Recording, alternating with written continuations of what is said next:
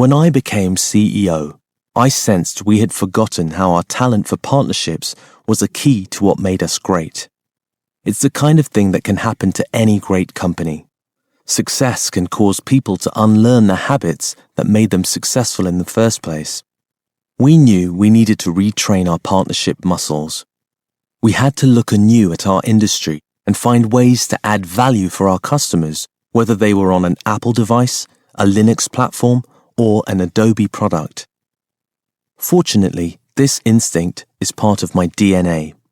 My very first job at Microsoft in 1992 was all about partnering.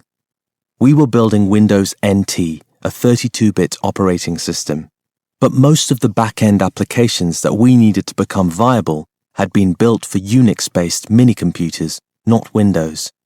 And so my task as a young Windows NT technical evangelist was to move those applications onto the PC architecture.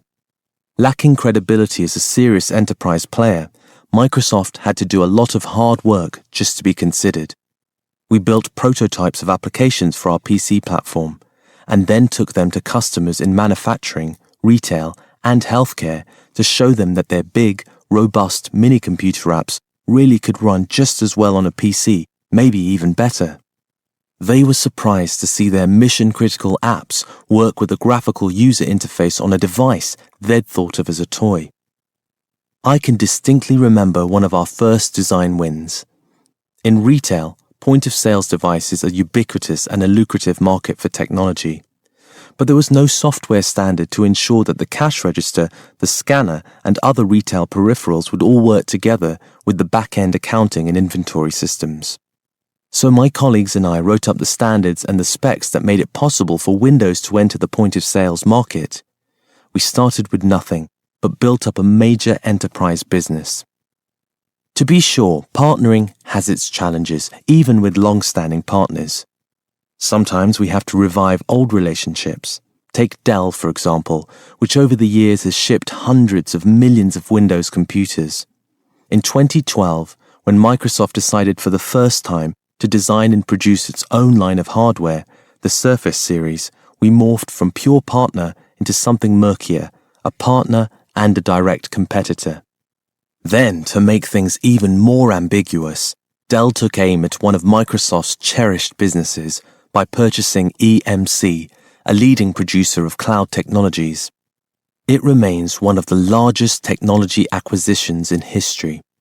Yet, through it all, Dell and Microsoft continued to partner in areas of mutual benefit, such as Dell licensing Windows for its laptops and selling Microsoft Surface products through its massive global distribution operation.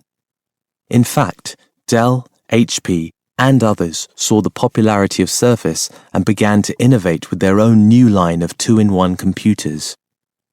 But the trade press wondered if the lifelong partnership between our two companies was on the ropes. Just after becoming CEO, I joined Michael Dell in Austin, Texas, at his annual strategy day dedicated to answering questions from the press and stock analysts. In 2015, just after the EMC merger, a puzzled Emily Chang of Bloomberg News asked Michael and me to describe our relationship. Are you friends? Are you frenemies? It's a simple question, and I offered a simple answer. We are longtime friends who compete for and serve many of the same customers. But the real answer requires a more in-depth description. In the 1990s, Microsoft developed a reputation for being a tough partner, to put it mildly.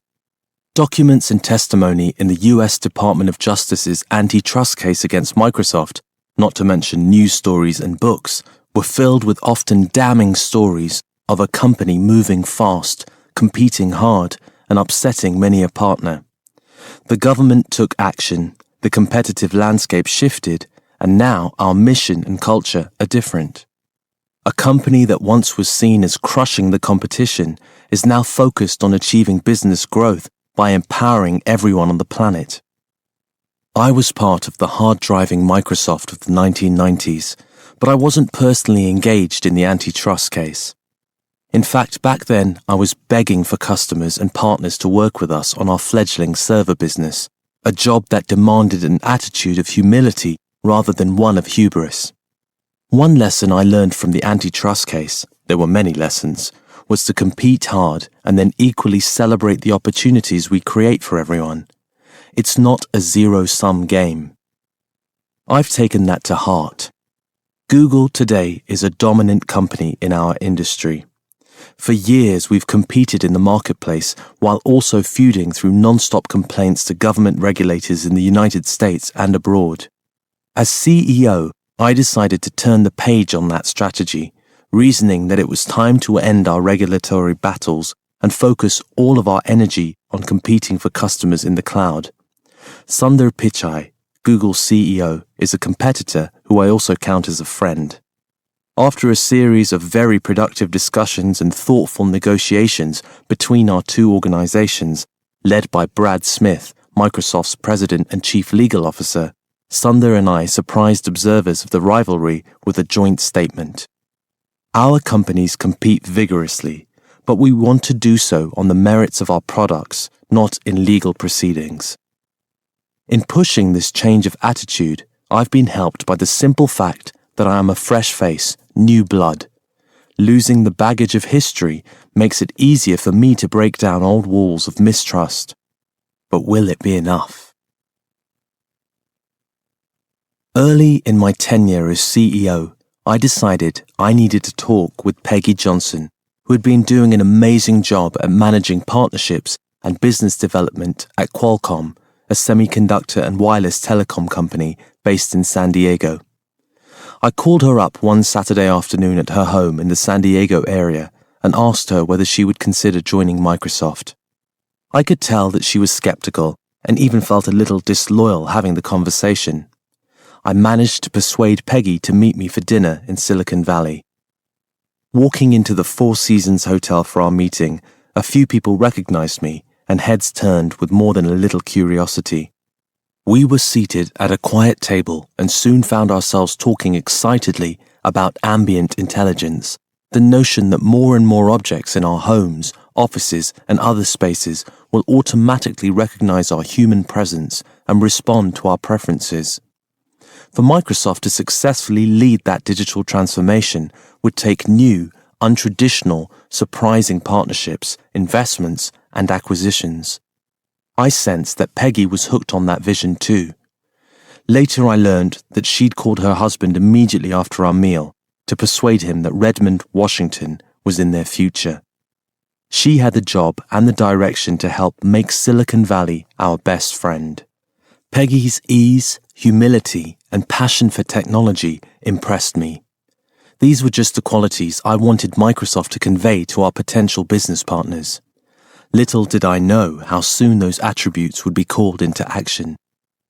One of our major partnership goals was to build Microsoft applications for competing platforms like Google's Android operating system and for Apple's iOS. We needed to have our apps preloaded on phones with varying operating systems so that when a consumer bought a phone, Microsoft apps would already be there. One of the important partners we needed to work with on this front was Samsung, the Korean manufacturer of the world's most popular Android smartphone. We'd partnered with Samsung for more than 30 years, but in the summer of 2014, as Peggy was preparing to move to Redmond, Microsoft's relationship with Samsung was breaking down. Several years earlier, Samsung had entered into an agreement to license some of Microsoft's intellectual property, but since then the company's smartphone sales had quadrupled and its Android phones were now the best-selling in the world. After Microsoft announced it would purchase the devices and services division of Nokia, the Finnish smartphone manufacturer, Samsung informed us they would no longer abide by the contract we had signed. Samsung's president, Genkyun J.K. Shin, had become so upset that he refused to meet with anyone from Microsoft. The partnership was sharply tilting toward litigation. We worked to get Peggy up to speed on the Samsung relationship. She read documents from both sides, asked good questions, and offered creative ideas about how we might resolve our differences. Fortunately for us, Peggy had developed a great relationship with JK. He agreed to meet with her. She and a team from business development and legal journeyed to his office in Seoul, where they found the room filled with people known for their tough negotiation style. Peggy and the team worked to demonstrate respect throughout the meeting. Rather than make demands, she decided instead to listen, reserving judgment and seeking to empathize with Samsung's perspective. She and the team returned to Redmond not as advocates for one side, but motivated to find a solution in the middle. Though new to the company, Peggy already exemplified the culture we aspired to have. She saw what was possible by keeping a growth mindset, not one fixed on pointing fingers or assigning blame. She and her team brought everyone to the table, demonstrating what diversity and inclusion looks like. And she showed us the importance of getting out of our headquarters at Redmond, away from our insular, comfortable world, and inside that of our partners and customers. In the end, we still had to resolve some of our issues through the courts, but we also continued to show respect. Microsoft values and respects our partnership, we wrote in a statement. Unfortunately, even partners sometimes disagree. Today, Microsoft apps are popular on Samsung smartphones. Windows 10 powers Samsung tablets and its ambitions for the far-flung Internet of Things. Around the same time, we were embroiled in a contentious dispute with Yahoo, which used the Bing search engine as its exclusive search partner. Microsoft and Yahoo shared in the revenue from the searches performed by Bing, but, as with Samsung, our relationship with Yahoo was deteriorating as Yahoo's business model came under pressure and lawsuits were being threatened. Yahoo wanted to breach its contract. We worked to mend the relationship not by presenting a list of demands, but by listening, empathizing with the partner's situation, and exploring ideas. In the end, we decided to forego the requirement of exclusivity for Bing as Yahoo's search partner. The issue was generating too much needless friction between the two parties, and we were confident that our technology and our partnership would prevail. We avoided costly litigation, and today Bing continues to handle the majority of Yahoo's searches. These experiences have taught us a lot and refreshed our partnering spirit. Microsoft already has the largest ecosystem of partners in the world. Hundreds of thousands of companies worldwide build and sell solutions that support our products and services. In addition, millions of customers in every sector have built their businesses and organizations using Microsoft technologies. My ultimate goal is to be the biggest platform provider underneath all of this entrepreneurial energy, with an unrelenting focus on creating economic opportunity for others. But if we want to convince millions of new companies around the world to bet on our platform, we need to start by earning their trust. In Chapter 7, I will explicitly explore the notion that trust is built by being consistent over time. It's built by being clear that there are places where we are going to compete to be best in class, and there are places where we can work together to add value for each other's customers. Trust has many other components as well: respect, listening, transparency, staying focused, and being willing to hit reset when necessary. We have got to be principled about it.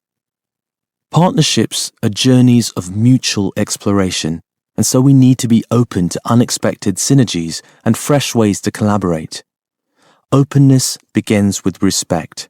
Respect for the people at the table and the experiences they bring. Respect for the other company and its mission. Do we always agree? Of course not.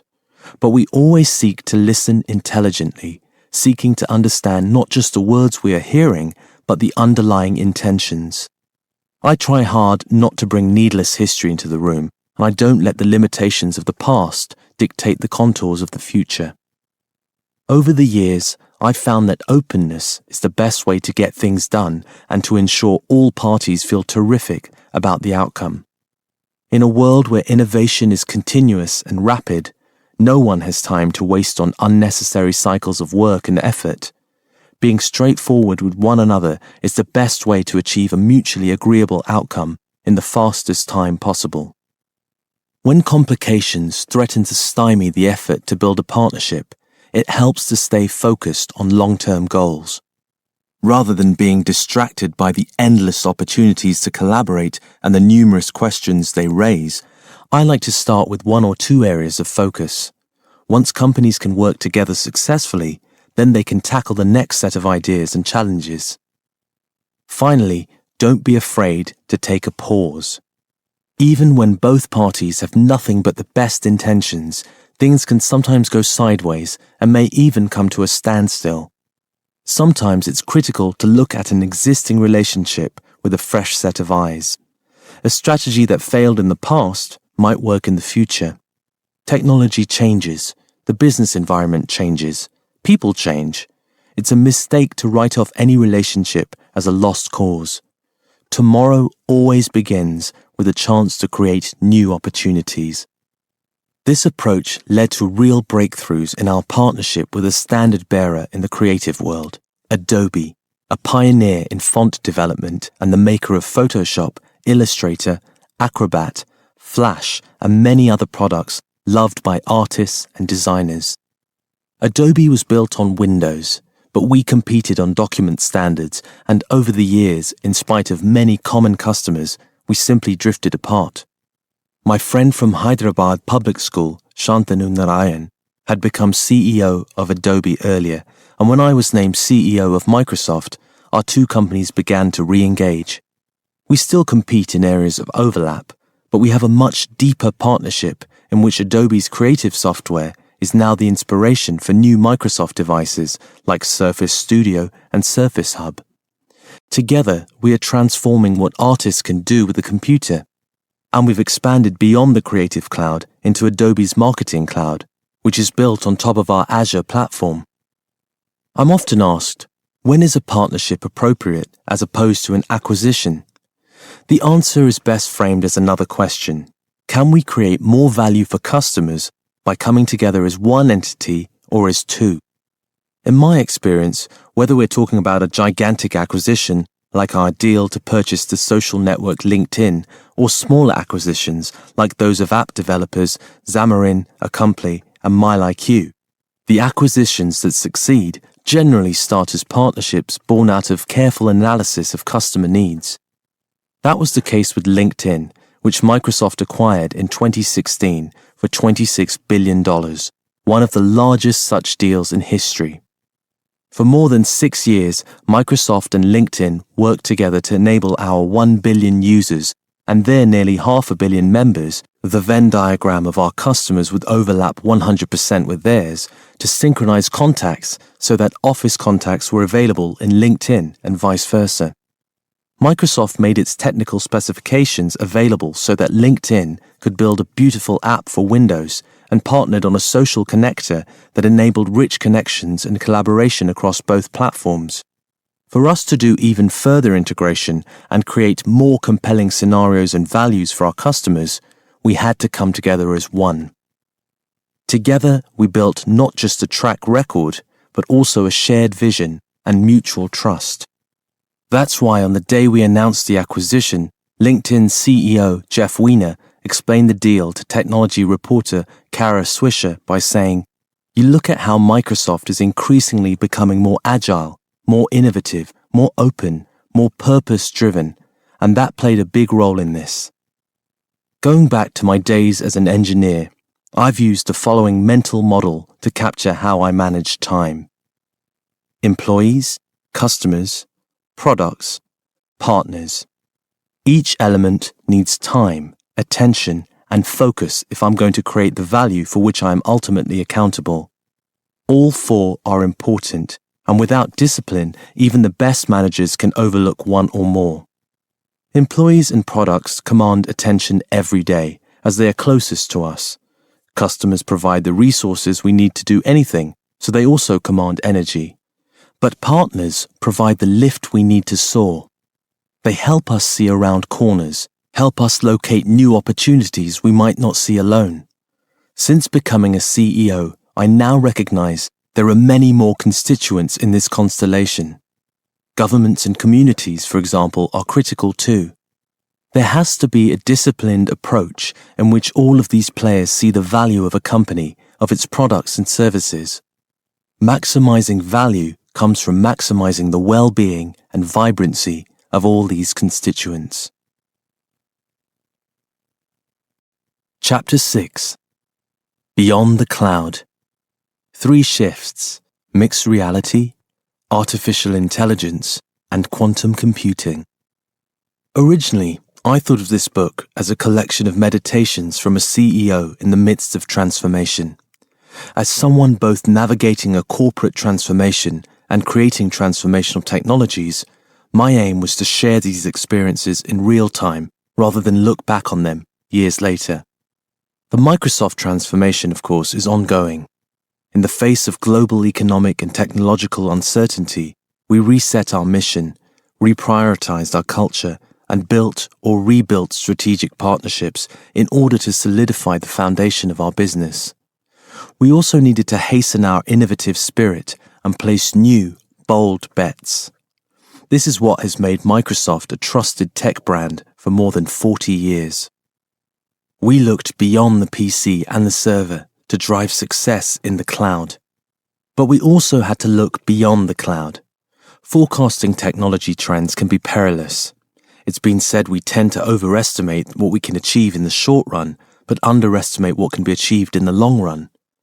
But we are investing to lead in 3 key technologies that will shape our industry and others in the years to come: mixed reality, artificial intelligence, and quantum computing. These technologies will inevitably lead to massive shifts in our economy and society. In the final 3 chapters of this book, I'll explore the values, ethics, policies, and economics we need to consider in preparation for this next wave. Here is one way to think about the convergence of these coming technology shifts. With mixed reality, we are building the ultimate computing experience, one in which your field of view becomes a computing surface and the digital world and your physical world become one. The data, apps, and even the colleagues and friends you think of as being on your phone or tablet are now available anywhere you want to access them, while you're working in your office, visiting a customer, or collaborating with colleagues in a conference room. Artificial intelligence powers every experience, augmenting human capability with insights and predictive power that would be impossible to achieve on our own. Finally, quantum computing will allow us to go beyond the bounds of Moore's law, the observation that the number of transistors in a computer chip doubles roughly every 2 years, by changing the very physics of computing as we know it today, providing the computational power to solve the world's biggest and most complex problems. MR, AI, and quantum may be independent threads today, but they're going to come together. We're betting on it. A technology company that misses multiple trends like these will inevitably fall behind. At the same time, of course, it's dangerous to chase untested future technologies while neglecting the core of the current business. That's the classic innovator's dilemma, to risk existing success while pursuing new opportunities. Historically, Microsoft has struggled at times to get this balance right. We actually had a tablet before the iPad. We were well along the path toward an e-reader before the Kindle. But in some cases, our software was ahead of the key components required for success, such as touchscreen hardware or broadband connectivity. In other cases, we lacked end-to-end design thinking to bring a complete solution to market. We also got a bit overconfident in our ability to fast follow a competitor, forgetting that there is inherent risk in such a strategy. We were perhaps timid in disrupting our own highly successful business models. We've learnt from all this. There is no formula to inventing the future. A company has to have a complete vision for what it can uniquely do, and then back it up with conviction and the capability to make it happen. I had decided before becoming CEO that we would need to continue to invest, and to do so in an aggressive and more focused way in new technologies and new markets, but only if we could satisfactorily meet our 3 C's. Do we have an exciting concept? Do we have the capabilities necessary to succeed? And a culture that welcomes these new ideas and approaches. To avoid being trapped by the innovator's dilemma, and to move from always focusing on the urgency of today to considering the important things for tomorrow, we decided to look at our investment strategy across 3 growth horizons. First, grow today's core businesses and technologies. Second, incubate new ideas and products for the future. And third, invest in long-term breakthroughs. On Horizon 1, our customers and partners will continue to see quarter-by-quarter, year-by-year innovations in all of our businesses. On Horizon 2, we're already investing in some exciting nearer-term platform shifts, such as new user interfaces with speech or digital ink, new applications with personal assistants and bots, and Internet of Things experiences for everything from factories to cars to home appliances. On Horizon 3, Microsoft is highly focused in areas that only a few years ago sounded distant, but today are frontiers of innovation: mixed reality, artificial intelligence, and quantum computing. Mixed reality will become an essential tool in medicine, education, and manufacturing. AI will help forecast crises like the Zika epidemic and help us focus our time and attention on things that matter most. Quantum computing will give us the computational power to cure cancer and effectively address global warming. The intellectual history of how computers augment the human intellect and build a collective IQ has always fascinated me. Doug Engelbart in the 1960s performed the mother of all demos, introducing the mouse, hypertext, and shared screen teleconferencing. Engelbart's law states that the rate of human performance is exponential, that while technology will augment our capabilities, our ability to improve upon improvements is a uniquely human endeavor. He essentially founded the field of human-computer interaction. There are many other visionaries who influenced me and the industry, but around the time I joined Microsoft in 1992, 2 futuristic novels were being eagerly consumed by engineers all over campus. Neil Stephenson's Snow Crash popularized the term metaverse, envisioning a collective virtual and shared space. David Galento wrote Mirror Worlds, foreseeing software that would revolutionize computing and transform society by replacing reality with a digital imitation. These ideas are now within sight. It is a magical feeling, at least for me, the first time you experience a profound new technology. In the 1980s, when I first learned to write a few lines of basic code for that Z80 computer my dad bought for me, the light bulb went off. Suddenly, I was communicating with a machine. I wrote something and it generated output, a response. I could change the program and instantly change the response. I had discovered software, the most malleable resource humans have made. It was like lightning in a bottle. I clearly remember the excitement I felt the first time I encountered the spreadsheet. A data structure like pivot tables was now second nature to how one thought about numbers. Our industry is full of those eureka moments of discovery. My most startling moment arrived, surprisingly, on the surface of planet Mars, standing in the basement of Microsoft's Building 92. It was there that I first slipped on a HoloLens device, a small head-mounted computer that is completely self-contained. Suddenly, HoloLens transported me, virtually of course, onto the surface of the red planet, 250 million miles away, thanks to a feed from NASA's Mars rover, Curiosity. Through HoloLens, I could see my 2 street shoes walking in the most convincing and baffling way on the dusty Martian plain near a rocky waypoint called Kimberley, along the rover's journey to Murray Buttes. HoloLens made it possible for me both to walk around the actual room, to see a desk and to interact with people around me, and to inspect rocks on Mars's surface. That's the amazing, unprecedented nature of what we call mixed reality. The experience was so inspiring, so moving, that one member of my leadership team cried during that virtual excursion. What I saw and experienced that day was a glimpse of Microsoft's future.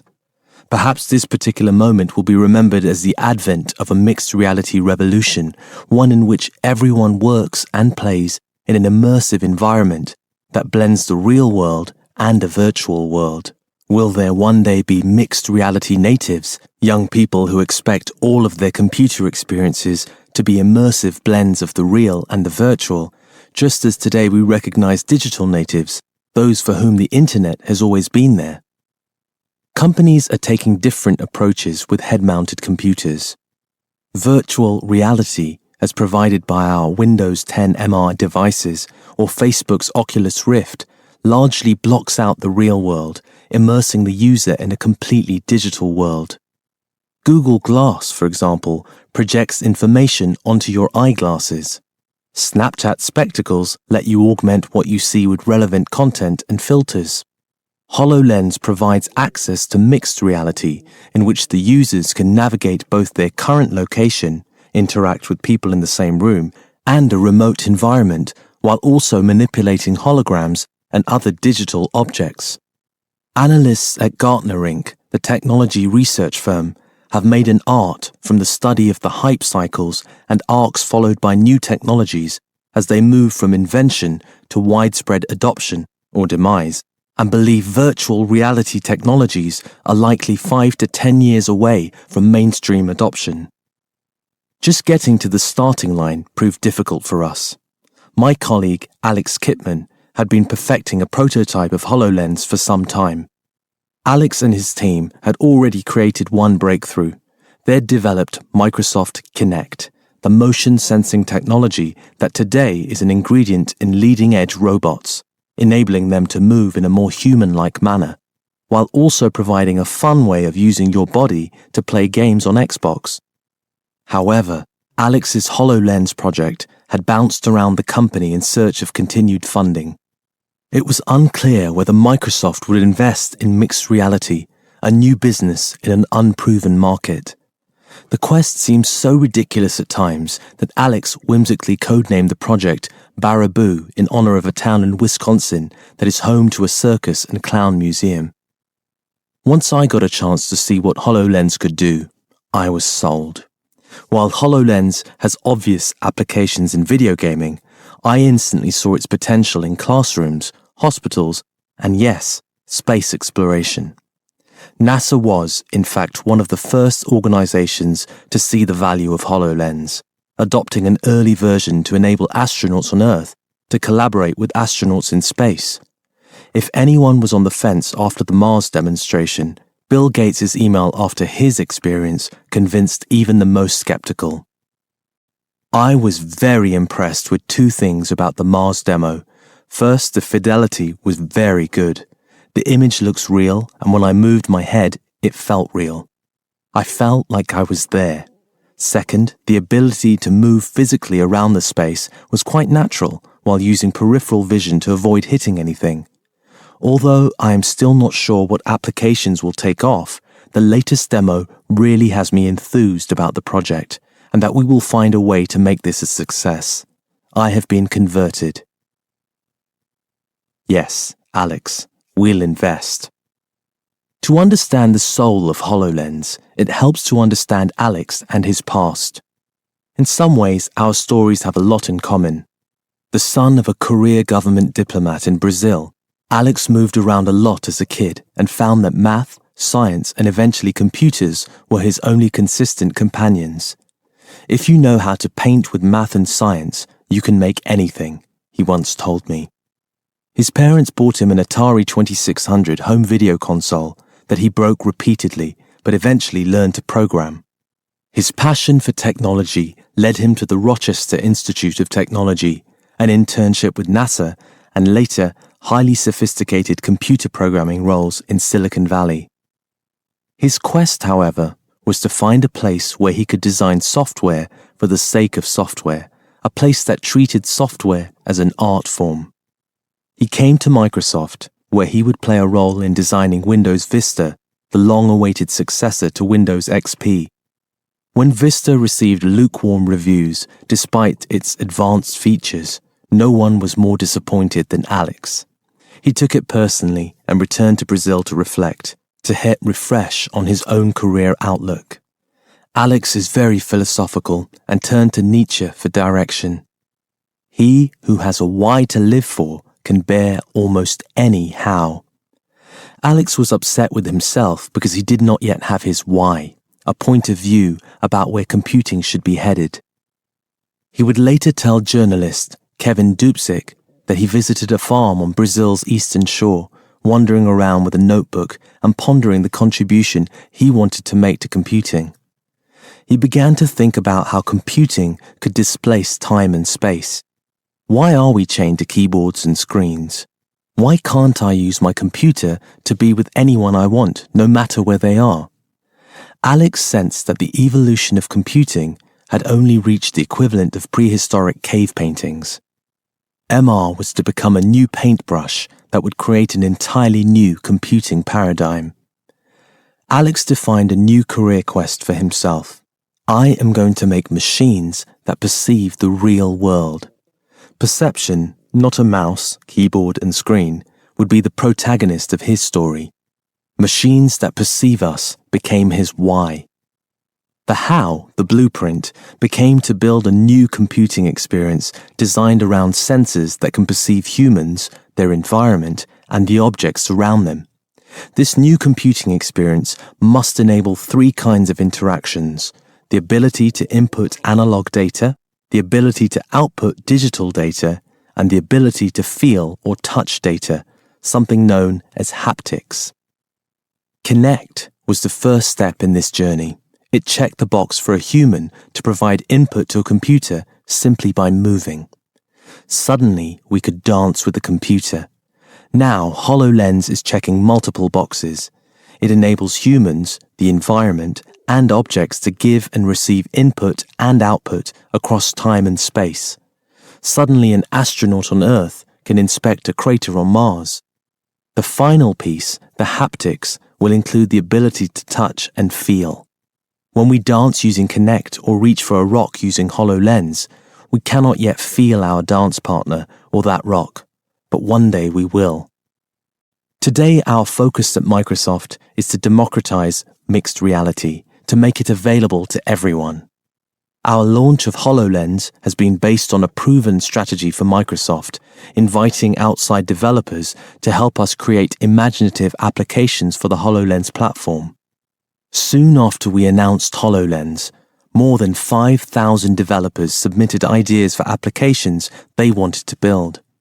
We ran a 24-hour Twitter poll to ask which idea we should build first. Developers and fans chose Galaxy Explorer, which enables you to look out your window and navigate the Milky Way, moving through it at your own pace, zooming in, annotating what you see, and storing the experience for later. It replicates the environment of a planet on your room's walls: dusty winds, hot plasma, and ice formations. Now, other developers are crafting tremendously useful new applications for HoloLens. Lowe's home improvement stores, for example, are using HoloLens to allow their customers to stand in their own kitchens and bathrooms and superimpose holograms of new cabinets, appliances, and accessories so they can see exactly what their remodel will look like. The trajectory of technology begins with simply tracking what is being seen, and someday with completely understanding what is being communicated, as we'll learn now as we get to artificial intelligence. Connect gave a computer the ability to track your movements, to see you, and make sense of your actions. That's where AI, machine learning, and mixed reality are today. Technology can increasingly see, speak, and analyze, but it cannot yet feel. But mixed reality may help machines empathize with humans. Through these technologies, we will be able increasingly to experience what a refugee or a crime victim experiences, potentially enhancing our ability to make emotional connections across barriers that currently divide people from one another. In fact, I had a chance to meet several student developers from Australia who participated in our Imagine Cup competition. They built an MR application that helps certain caregivers learn to see the world through the eyes of someone with autism. Artificial intelligence has been portrayed in myriads of ways by Hollywood, which has practically made the technology its own subgenre. In 1973's Westworld, Yul Brynner plays a robot, an AI-infused, tough guy cowboy who walks into a saloon itching for a gunfight. Years later, Disney had a different depiction. In its Big Hero 6, a pillowy giant robot named Baymax lovingly helps his 14-year-old owner get through a suspenseful journey. He'll change your world, the film proclaims. And that's just it. AI will change our world. It will augment and assist humans, much more like Baymax than Brynner. A confluence of three breakthroughs: big data, massive computing power, and sophisticated algorithms is accelerating AI from sci-fi to reality. At astonishing rates, data is being gathered and made available thanks to the exponential growth of cameras and sensors in our everyday life. AI needs data to learn.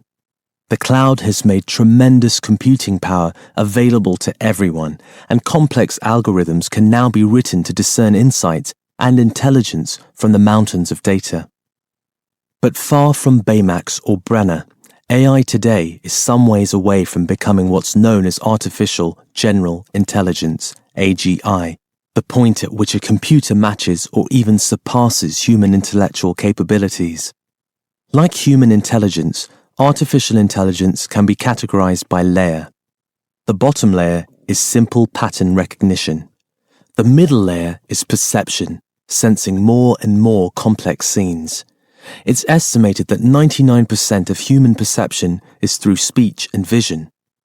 Finally, the highest level of intelligence is cognition, deep understanding of human language.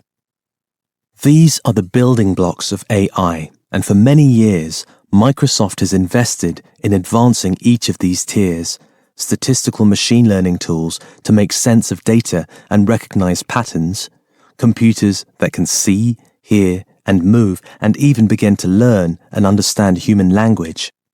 Under the leadership of our chief speech scientist, Xudong Huan, and his team, Microsoft set the accuracy record with a computer system that can transcribe the contents of a phone call more accurately than a human professional trained in transcription. On the computer vision and learning front, in late 2015, our AI group swept first prize across 5 challenges, even though we only trained our system for one of those challenges. In the Common Objects in Context challenge, an AI system attempts to solve several visual recognition tasks. We trained our system to accomplish just the first one, simply to look at a photograph and label what it sees. Yet, through early forms of transfer learning, the neural network we built managed to learn and then accomplish the other tasks on its own. It not only could explain the photograph, but it was also able to draw a circle around every distinct object in the photograph and produce an English sentence that described the action it saw in the photo. I believe that in 10 years, AI speech and visual recognition will be better than a human's. But just because a machine can see and hear doesn't mean it can truly learn and understand. Natural language understanding, the interaction between computers and humans, is the next frontier. And so how will AI ever live up to its hype? How will AI scale to benefit everyone? Again, the answer is layered. Bespoke. Today, we are very much on the ground floor of AI. It is bespoke, customized. Tech companies with privileged access to data, computing power, and algorithms handcraft an AI product and make it available to the world. Only a few can make AI for the many. This is where most AI is today. Democratized. The next level is democratization. As a platform company, one that has always built foundational technologies and tools upon which others can innovate, Microsoft's approach is to put the tools for building AI in the hands of everyone. Democratizing AI means enabling every person and every organization to dream about and create amazing AI solutions that serve their specific needs. It's analogous to the democratization that movable type and the printing press created. It's estimated that in the 1450s, there were only about 30,000 books in Europe, each one handcrafted by someone working in a monastery. The Gutenberg Bible was the first book produced using movable type technology, and within 50 years, the number of books grew to an estimated 12 million, unleashing a renaissance in learning, science, and the arts. That's the same trajectory we need for AI. To get there, we have to be inclusive, democratic. And so our vision is to build tools that have true artificial intelligence infused across agents, applications, services, and infrastructure. We're harnessing artificial intelligence to fundamentally change how people interact with agents like Cortana, which will become more and more common in our lives. Applications like Office 365 and Dynamics 365 will have AI baked in so that they can help us focus on things that matter the most and get more out of every moment. We'll make the underlying intelligence capabilities of our own services, the pattern recognition, perception, and cognitive capabilities available to every application developer in the world. And lastly, we're building the world's most powerful AI supercomputer and making that infrastructure available to anyone. A range of industries are using these AI tools. McDonald's is creating an AI system that can help its workers take your order in the drive-thru line, making ordering food simpler, more efficient, and more accurate. Uber is using our cognitive services tools to prevent fraud and improve passenger safety by matching the driver's photograph to ensure the right driver is at the wheel. And Volvo is using our AI tools to help recognize when drivers are distracted to warn them and prevent accidents. If you're a business owner or manager, imagine if you had an AI system that could literally see your entire operation, understand what's happening, and notify you about the things you care most about. Prism Skylabs has innovated on top of our cognitive services so that computers monitor video surveillance cameras and analyze what's happening. If you have a construction company, the system will notify you when it sees the cement truck arrive at one of your work sites. For retailers, it can keep track of inventory or help you find a manager in one of your stores. One day, in a hospital setting, it might watch the surgeon and supporting staff to warn the team before it's too late if it sees a medical error. Learn to learn. Ultimately, the state of the art is when computers learn to learn, when computers generate their own programs. Like humans, computers will go beyond mimicking what people do and will invent new, better solutions to problems. Deep neural networks and transfer learning are leading to breakthroughs today, but AI is like a ladder, and we are just on the first step of that ladder. At the top of the ladder is artificial general intelligence and complete machine understanding of human language. It's when a computer exhibits intelligence that is equal to or indistinguishable from a human. One of our top AI researchers decided to try an experiment to demonstrate how a computer can learn to learn. A highly esteemed computer scientist and medical doctor, Eric Horvitz, runs our Redmond Research Lab and has long been fascinated with machines that perceive, learn, and reason. His experiment was to make it easier for a visitor to find him and to free up his human assistant for more critical work than the mundane task of constantly giving directions.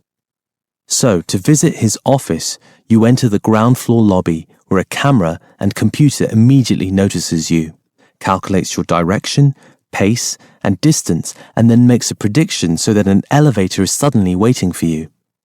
Getting off the elevator, a robot says hello and asks if you need help finding Eric's desk among the confusing corridors and warren of surrounding offices.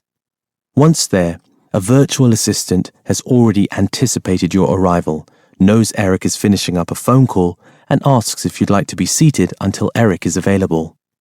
The system received some basic training, but over time learned to learn on its own so that programmers were not needed. It was trained, for example, to know what to do if someone in the lobby pauses to answer a call or stops to pick up a pen that's fallen on the floor. It begins to infer, to learn, and to program itself. Peter Lee is another gifted AI researcher and thinker at Microsoft. In a meeting one morning in his office, Peter reflected on something the journalist Jeffrey Willens once said. You can never understand one language until you understand at least two. Goethe went further. He who does not know foreign languages does not know anything about his own. Learning or improvement in one skill or mental function can positively influence another one. The effect is transfer learning, and it's seen not only in human intelligence, but also machine intelligence. Our team, for example, found that if we trained a computer to speak English, learning Spanish or another language became faster. Peter's team decided to invent a real-time language-to-language translator that breaks the language barrier by enabling 100 people at one time to speak in 9 different languages or type messages to one another in 50 different languages. The result is inspiring. Workers all over the globe can be linked via Skype or simply by speaking into their smartphones and understand one another instantly. A Chinese speaker can present a sales and marketing plan in her native language, and teammates listening in can see or hear what's being said in their native languages. My colleague, Steve Clayton, told me the story of how profound this technology was for his multicultural family. He said the first time he saw the technology demonstrated, he knew that his young children, English speakers, would for the first time be able to have a live conversation with their Chinese-speaking relatives. Looking ahead, many others will use our tools to expand the translator beyond the initial languages we began with. A healthcare company, for example, may want to create English, Spanish, and other highly specialized versions of the translator that speak the language of medicine. An AI tool would be used to watch and listen to healthcare professionals talk, and then, after a period of observation, would automatically generate a new model for a healthcare-specific version. A Native American tribe might preserve its language by listening to elders speak. The optimal state will be when those AI systems not only translate, but improve, perhaps converting conversation into ideas about improving patient care or converting a conversation into an essay. The holy grail for AI has long been a really good personal agent that can assist you in meaningful ways to get the most out of life, at home and work.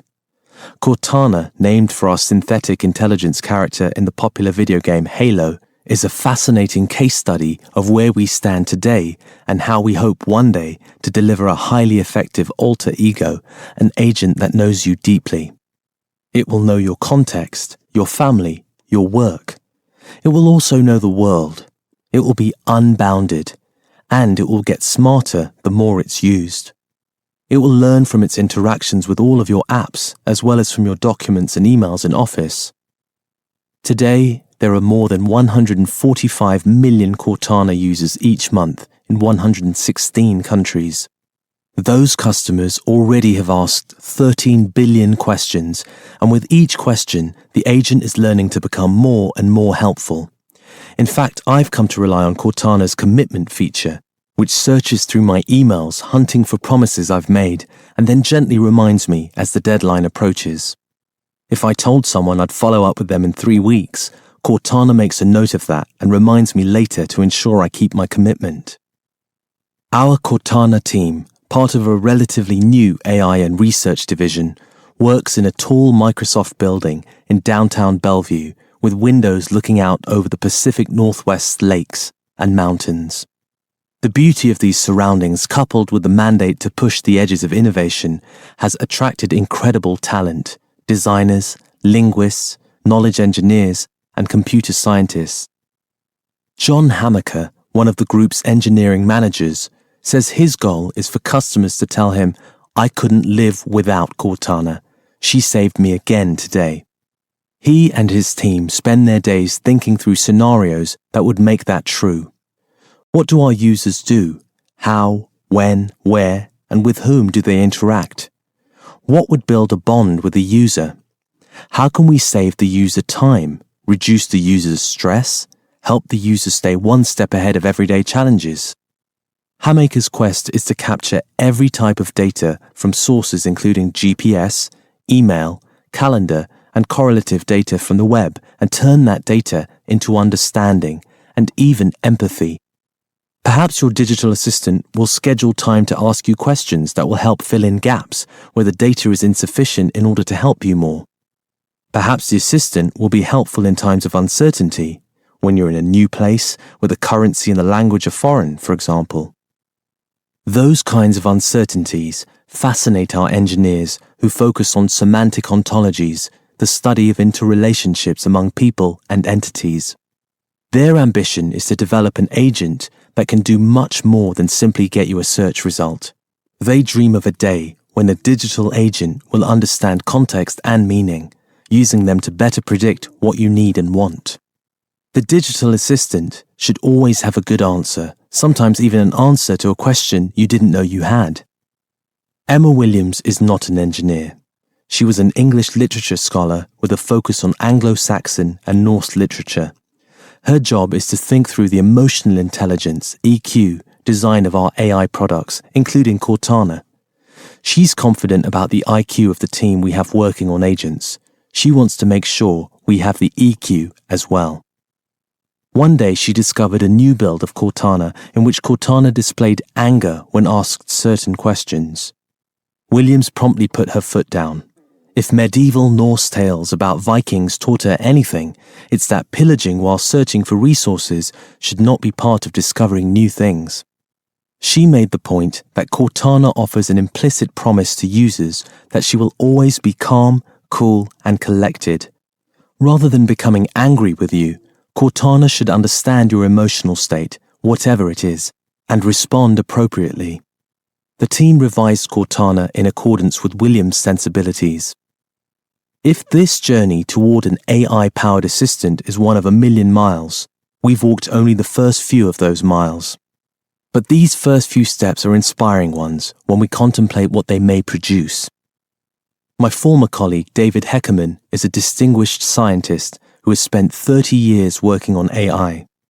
Years ago, he created one of the first effective spam filters by figuring out the weak link of his adversaries, the spammers who clog your inbox with junk mail, and foiled their attempts to succeed. Today, the team he built at Microsoft develops machine learning algorithms designed to discover and exploit weak links in HIV, the common cold, and cancer. HIV, the virus that causes AIDS, mutates rapidly and broadly in a human body, but there are constraints in how the virus mutates.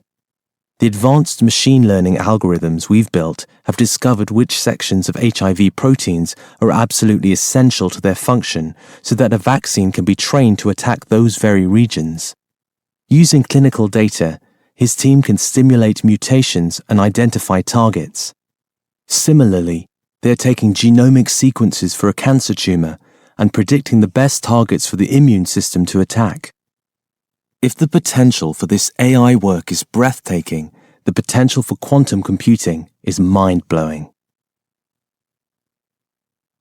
Santa Barbara, California, is closer to Hollywood than it is Silicon Valley.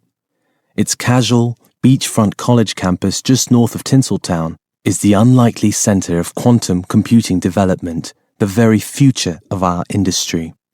Its proximity to Hollywood is fitting, since a film script may be a better guide to quantum physics and mechanics than a textbook. Rod Serling's The Twilight Zone likely put it best. You're traveling through another dimension, a dimension not only of sight and sound, but of mind. A journey into a wondrous land whose boundaries are that of imagination. That's the signpost up ahead. Your next stop, the Twilight Zone. Defining quantum computing is no simple feat. Originating in the 1980s, quantum computing leverages certain quantum physics properties of atoms or nuclei that allow them to work together as quantum bits, or qubits, to be the computer's processor and memory. By interacting with each other while being isolated from our environment, qubits can perform certain calculations exponentially faster than conventional or classical computers. Photosynthesis, bird migration, and even human consciousness are studied as quantum processes. In today's classical computing world, our brain thinks and our thoughts are typed or spoken into a computer that in turn provides feedback on a screen. In a quantum world, Some researchers speculate that there will be no barrier between our brains and computing. It's a long way off, but might consciousness one day merge with computation? If quantum mechanics hasn't profoundly shocked you, you haven't understood it yet, the Danish Nobel physicist Niels Bohr once said. A later Nobel physicist, Richard Feynman, proposed the notion of quantum computing, unleashing today's global pursuit to harness quantum mechanics for computation. Among those racing to understand it are Microsoft, Intel, Google, and IBM, as well as startups like D-Wave and even governments with hefty national defense budgets. The shared hope is that quantum computing will utterly transform the physics of computing itself. Of course, if building a quantum computer were easy, it would have been done by now. While classical computing is bound by its binary code and the laws of physics, quantum computing advances every kind of calculation, math, science, and engineering, from the linear world of bits to the multidimensional universe of qubits. Instead of being simply a 1 or a 0 like the classical bit, qubits can be every combination, a superposition which enables many computations all at once. Thus, we enter a world in which many parallel computations can be simultaneously answered. In a properly constructed quantum algorithm, the result is, according to one of our scientists, a great massacre in which all or most of the wrong answers are cancelled out. Quantum computing is not only faster than conventional computing, but its workload obeys a different scaling law, rendering Moore's law little more than a quaint memory. Formulated by Intel founder Gordon Moore, Moore's law observes that the number of transistors in a device's integrated circuit doubles approximately every 2 years. Some early supercomputers ran on around 13,000 transistors. The Xbox One in your living room contains 5 billion. But Intel in recent years has reported that the pace of advancement has slowed, creating tremendous demand for alternative ways to provide faster and faster processing to fuel the growth of AI. The short-term results are innovative accelerators like graphics processing unit, GPU, farms, tensor processing unit, TPU, chips, and field programmable gate arrays, FPGAs, in the cloud. But the dream is a quantum computer. Today we have an urgent need to solve problems that would tie up classical computers for centuries, but that could be solved by a quantum computer in a few minutes or hours. For example, the speed and accuracy with which quantum computing could break today's highest levels of encryption is mind-boggling. It would take a classical computer 1 billion years to break today's RSA 2048 encryption, but a quantum computer could crack it in about 100 seconds or less than 2 minutes. Fortunately, quantum computing will also revolutionize classical computing encryption, leading to ever more secure computing. To get there, we need 3 scientific and engineering breakthroughs. The math breakthrough we're working on is a topological qubit. The superconducting breakthrough we need is a fabrication process to yield thousands of topological qubits that are both highly reliable and stable. The computer science breakthrough we need is new computational methods for programming the quantum computer. At Microsoft, our people and our partners right now are working with the transport, experimental and theoretical physics, and the mathematics and computer science that will one day make quantum computing a reality. The hotbed of this activity is Station Q, which is co-located with the Theoretical Physics Department at the University of California at Santa Barbara.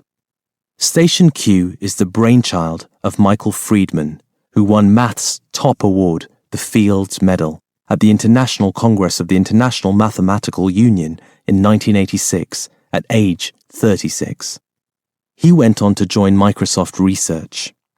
He's assembled some of the world's leading quantum talent in Santa Barbara, the theoretical physicists whose pencil and paper calculations provide fodder for experimental physicists, who in turn play with those theoretical conjectures to build experiments that down the road can be used by electrical engineers and app developers to bring quantum computing to market. It's just after noon at Station Q, and over tacos al pastor, two theoretical physicists are badgering an experimental physicist about his latest findings. They are arguing over developments in an inquiry focused on a complex corner of the math and physics world known as Majorana fermions, or particles, which hold promise for the kind of superconducting we need to invent a steady-state quantum computer. Sunlight bounces off the Pacific Ocean from nearby Campus Point, illuminating the countless chalky equations they've chiseled onto the blackboards that encircle the conference room. This is just the kind of intensive, real-time collaboration it will take to produce the breakthroughs we need. Craig Mundie, the visionary former chief technology officer of Microsoft, created our quantum effort years ago, but the academic process was cumbersome. A theoretical physicist publishes an idea, an experimental physicist tests that theory, and then publishes the results. When the experiment fails or produces suboptimal results, the theorist then criticizes the experiment's methodology and updates the original theory. The whole process starts again.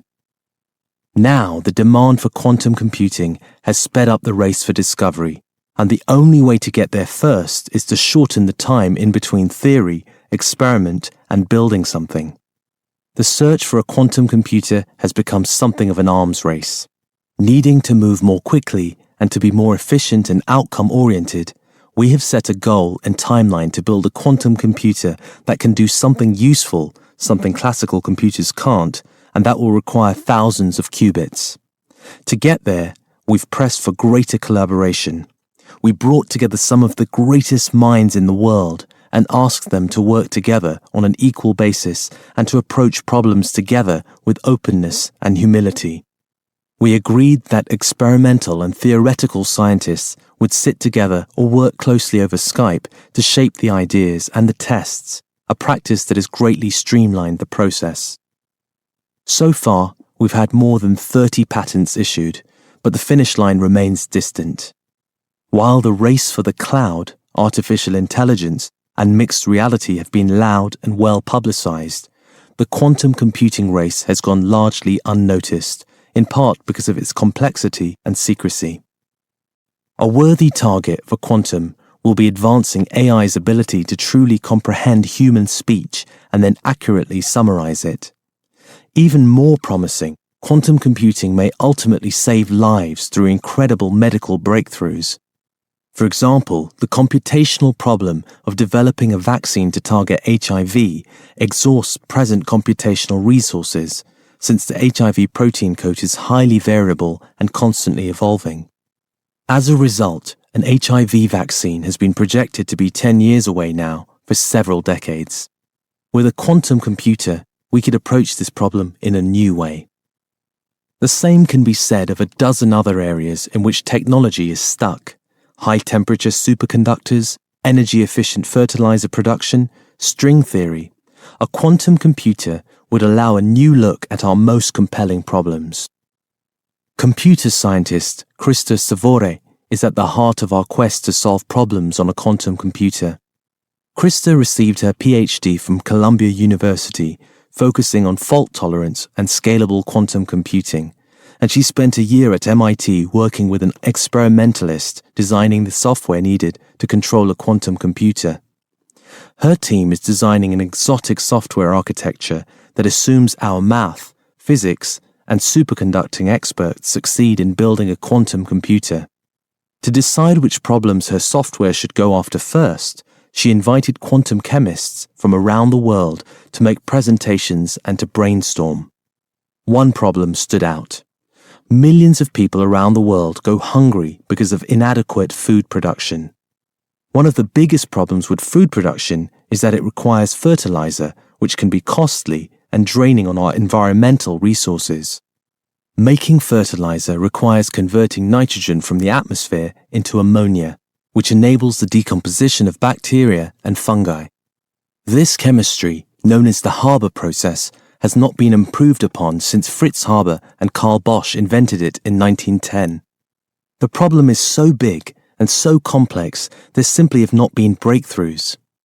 A quantum computer in partnership with a classical computer, however, can run massive experiments in order to discover a new, artificial catalyst that can mimic the bacterial process and reduce the amount of methane gas and energy required to produce fertilizer, reducing the threat to our environment. Microsoft is taking an approach to quantum computing that is entirely different from our dozen or so competitors in this space. The enemy of quantum computing is noise, that is, electronic interference like cosmic rays, bolts of lightning, and even your neighbor's cell phone, which is very difficult to overcome and is one of the reasons that most quantum technologies operate at extremely low temperatures. By building on Michael Friedman's original work, our Station Q team has developed a topological quantum computing (TQC) approach in conjunction with collaborators from around the world. TQC reduces the quantum resource overhead by 2 to 3 orders of magnitude over other approaches. This kind of a topological qubit is naturally less error-prone than other approaches because it's more impervious to noise. While this approach requires discovery in new areas of fundamental physics, the potential benefits are incredible. Don't imagine that one day a quantum computer will take the form of a new standalone super-fast PC that will sit on your desk at work. Instead, a quantum computer will operate as a coprocessor, receiving its instructions and cues from a stack of classical processors. It will be a hybrid device that sits in the cloud and accelerates highly complex calculations beyond our wildest dreams. Your AI agent acting on your behalf might tackle a problem for which there are a billion graphs to check by using a quantum computer that can scan those billion possibilities and come back to you instantly with just a few choices. Experimental development of qubits has progressed to the point where scalable qubit technology now exists. Looking ahead to the next few years, we can expect to see the development of small quantum computers. This will allow for the creation of early applications using short quantum algorithms that will outperform classical computers on certain problems. More important, once we have a quantum computer, we can accelerate the path toward the development of longer, logical qubits, as well as engineering efforts to scale to bigger, robust quantum computers. The quantum hardware architecture that could ultimately lead to scalability will require today's computer scientists, physicists, mathematicians, and engineers to work together to overcome challenges on the path toward universal quantum computing. At Microsoft, we're betting that quantum computing will make artificial intelligence more intelligent and mixed reality an even more immersive experience. Chapter 7: The Trust Equation. Timeless Values in the Digital Age. Privacy, Security, and Free Speech. On the morning of November 24, 2014, the computer systems at Sony Pictures Entertainment were hacked by a group identifying itself as the Guardians of Peace, an organization US intelligence officials have alleged was sponsored by the North Korean government. The hackers released a tranche of stolen Sony emails that revealed embarrassing comments made by company executives about movie stars and other celebrities. The Guardians of Peace reportedly targeted Sony in protest of its satirical political movie, The Interview. In the film, co-stars Seth Rogen and James Franco absurdly arranged an interview for their talk show with North Korean leader Kim Jong-un. In the film, an opportunistic CIA hastily recruits Rogen and Franco to assassinate the North Korean dictator. In typical Hollywood fashion, hilarity ensues. Finding no humor in the film's plot, the hackers threatened Sony and any cinema that chose to show the film. An online message read, "Stop immediately showing the movie of terrorism, which can break the regional peace and cause the war." On December the 1st, stolen Sony files began to appear on file-sharing sites, and by December 19, the FBI pointed the finger squarely at North Korea, and Sony pulled the film's theatrical release. Sony was at risk of tremendous financial losses and began reaching out to potential partners who might be willing to stream the film over the internet. Microsoft, as well as other media and tech companies, faced a crisis of conscience. Should we stand up for free speech by helping to distribute the interview? Or should we stand clear and let the political drama play out without getting involved? If Microsoft did choose to distribute the film, our security engineers warned us the North Korean hackers could very well train their sights on Microsoft's data centers next, threatening the billion customers who rely on our online services with costly outages and loss of private data. We were already anticipating a Christmas Day attack from the shadowy black hat hacking group known as Lizard Squad. Confronting North Korea could prove to be enormously costly. A lot was on the line, including our brand. But in the end, we determined that something far more important was at stake: who we are. Free speech, privacy, security, and sovereignty are timeless, non-negotiable values. In the days just before Christmas, I was visiting family in India. Brad Smith, then our general counsel, was in Vietnam, where he began coordinating an industry-wide response, and Scott Guthrie, the executive in charge of our cloud computing services, led a robust engineering effort in Redmond to ensure we could stand up to multiple attacks. We remained in continuous contact via email and Skype with engineers who gathered in a makeshift war room on campus. For all of us, it was about taking a principled stand and being prepared. On Christmas Eve, I wrote to our board of directors. I've concluded that being bold in supporting the right of American citizens to exercise their constitutional rights is consistent with Microsoft's core purpose, business, and values. I also assured the board that we would be on high alert.